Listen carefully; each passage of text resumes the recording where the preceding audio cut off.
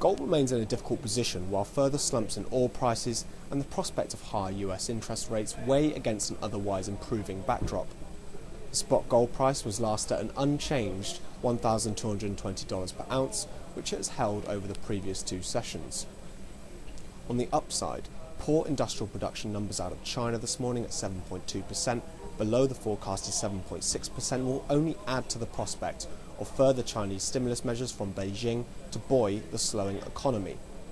Still, the larger picture this week is once again with the oil markets. Confidence in gold as a source of safe haven investment has improved on weak oil prices, which are exacerbating concerns over world economic growth. But further slumps in oil prices also threatens to offset general commodity sentiment, with Brent crude oil hitting another fresh 5-year low around $62 a barrel this morning, while WTI broke through the $60 mark and was last around $58 a barrel, also a 5-year low. Next week sees the final US Fed meeting of the year, which poses a high degree of risk to the gold market.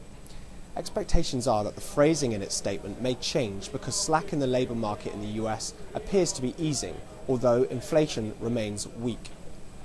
A move towards lifting interest rates would reverse the positivity building in the gold market at the moment. Investors would favour more yield-bearing assets in the long term. In general, though, this week has predominantly centred on news from various central banks around the world. The results of the European Central Bank's second TLTRO programme, which was below forecast at €129.8 billion, failed to move the market as previously predicted.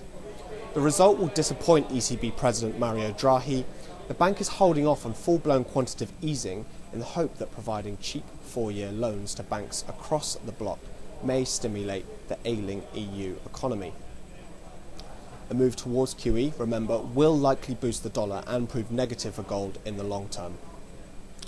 Russia's central bank lifted interest rates to 10.5% this week as it tries to prop up the ruble, which has taken a beating this year as Western sanctions on Russian oil and gas markets continue to hurt the economy. The dollar, however, remains relatively weaker, around 1.24, 1.25 against the euro. In the other metals, silver was last around $17 per ounce, platinum around $12.30 per ounce, and palladium around $8.15 per ounce. This is Ian Walker reporting for the Bullion Desk down here at the London Metal Exchange.